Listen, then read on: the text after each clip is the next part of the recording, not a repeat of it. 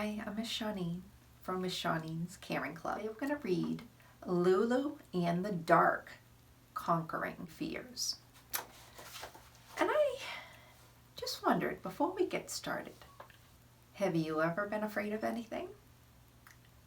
And just by our title here, it sounds like it's going to have something to do with being afraid of the dark. That's my prediction. Prediction is a big word for that's my guess. That's what I think is going to happen. I can't wait to hear what you think of part 3, Lulu in the Dark, Conquering Fears. If you enjoy my story, I would love it if you give me a thumbs up, like my channel, share my video, and subscribe to my channel. Thank you. The Adventures of Lulu by Louise L. Hay and Dan Olmus. Illustrations by J.J. Smith Moore. Part 3. Lulu in the Dark, Conquering Fears.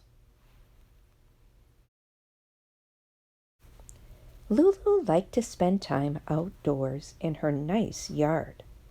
There were many trees, and one of them even had a tire swing hanging from it.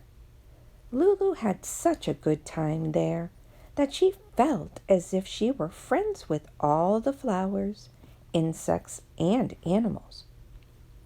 It was lots of fun to be outside, but after a long day of playing, Lulu was happy to go indoors and spend the evening with her mother and father and her little brother Barry. One night, it was late and time for Lulu to go to bed. She usually didn't mind going to bed, but on this night, she and Barry had watched a scary movie on television, and it had frightened her. "Fraidy cat, fraidy cat," Barry teased Lulu as he went to his room. "I am not," Lulu insisted. Barry peered around the door and whispered one last time, "Fraidy cat." "Lulu," her mother said, "it was just a movie. There's nothing in your room to be afraid of, but I'll tuck you in to make sure you're safe." Lulu ran upstairs to her room to put her pajamas on. She loved her pajamas because they had circus animals all over them. She had taken the time to name each and every one of them. Her favorites were the carousel horses. As she got into bed, she thought about the scary movie she just watched. Oh, how she wished she hadn't seen it. She clutched her doll, Mandy, close to her. Mandy also had blue eyes and curly blonde hair, and Lulu loved Mandy very much. Lulu's mother came into her bedroom. "Now, Lulu, you're not going to be scared of the dark, are you?"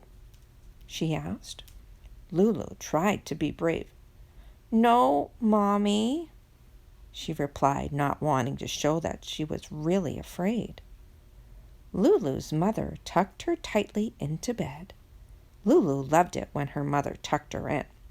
It always made her feel safe and loved. "Get a good night's sleep, Lulu. I love you," her mother said, and kissed her good night.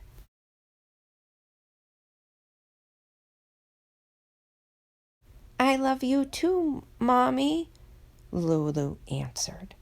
Then out went the light, and her mother was gone. Lulu lay in the darkness. She wished she could get up and turn the light back on, but she was afraid that if she put her foot on the floor, something would grab her from under the bed. "I'll just lie here very still," she thought. "Then if anything is in the room, it will never know I'm here." The moonlight came through the bedroom window, and Lulu could see a bit more. She felt a little better, but then she decided to just keep her eyes shut. Suddenly, She thought she heard a noise at the foot of the bed. "Oh no," she said to Mandy. "A monster." She kept her eyes shut tight, but finally couldn't stand it any longer. She opened her eyes and sat up, and there, at the end of the bed, was a witch wearing a big black hat pulled over her hair. Lulu was so scared. "What do you want?" Lulu asked in a small voice, but the witch said nothing. "Please go away," Lulu said, but still the witch said nothing. Lulu couldn't stand it any more. "Mommy! Daddy!" she cried out as she pulled the covers over her head. Lulu's mother and father quickly came into the room. "What's wrong?" they both asked at once. Barry stood quietly in the doorway. Still under the covers, Lulu yelled, "There's a witch at the foot of my bed!" Both her parents started laughing. "Lulu, take a look at your witch," they chuckled. She peeked out from under the covers and saw her chair at the end of the bed with a blouse hanging on it. Lulu was so embarrassed. There was nothing to be afraid of after all. "Now, Lulu," her father said, "the next time you're scared, close your eyes and think of the most wonderful place you can be. It will help you not be afraid any more. When I was afraid of the dark, I used to imagine that I was a ship's captain on the high seas, and I would soon forget that I was scared." He gave Lulu a kiss on her forehead, and her mother brought her a glass of water and put it on the nightstand.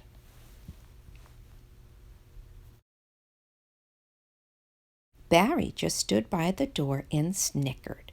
"Fraidy cat," he whispered just before he went back to his own room. Lulu's parents kissed her good night once more and returned to their room. Lulu lay in the dark once more. Outside, the tree branches brushed against the window. "Mandy," Lulu said, "let's make believe that we're somewhere else, and maybe we won't be so afraid, just like Daddy said." Lulu shut her eyes and told Mandy to shut hers too. Then Lulu pretended that she was playing in a field of the most beautiful flowers she'd ever seen. Mandy was there too, only she was just as big as Lulu. "Oh, Lulu," Mandy exclaimed, "this is such a wonderful place. I wish we could stay here forever." Lulu loved it in the field too. The sun was shining, the flowers smelled so sweet, and the birds were singing happily in the trees. One bird was a kindly owl who wore a baseball cap. He flew down and sat on an old tree stump near Lulu and Mandy. "Who are you?" the owl asked. "I'm Lulu, and this is my friend Mandy," Lulu answered. "Glad to meet you," the owl said. "We don't get many visitors here." Lulu told him how she and Mandy were frightened of the dark, and this was a much nicer place to be. "Well," the owl replied, "people are most afraid of the things they don't understand. Take the dark, for instance. The dark really is very nice. You just have to become its friend." "How do you do that?" Mandy asked. "By learning about it," the owl explained. "Let's take a walk to the waterfall, and I'll tell you more." So Lulu and Mandy started walking toward the waterfall. The owl sat on Lulu's shoulder, pointing the way. The waterfall was even more beautiful than Lulu or Mandy could imagine. There were green plants everywhere, and in the water fish jumped and played so happily. You see, the owl told them, the dark is important to us because it gives everything a chance to rest. Everything needs rest. The birds, animals, plants, and even those fish in the stream.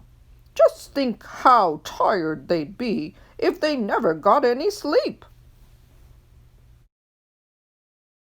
But sometimes the dark is scary, Lulu argued.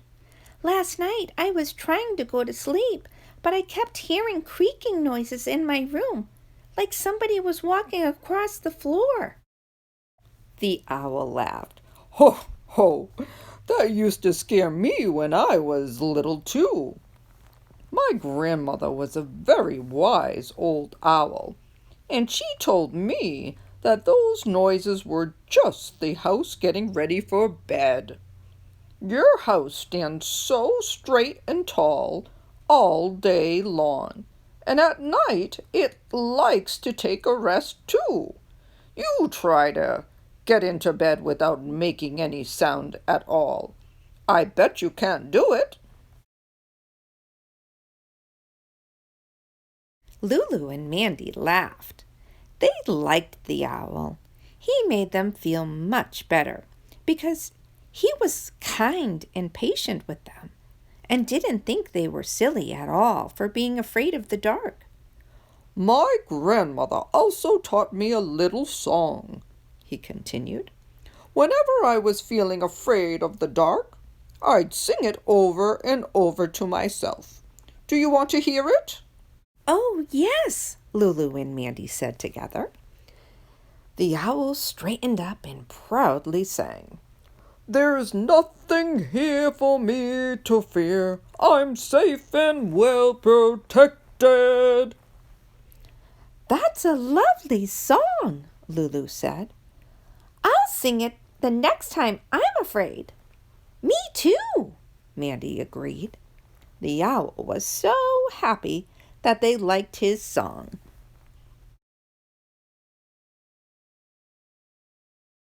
Then they all noticed that the sun was starting to set.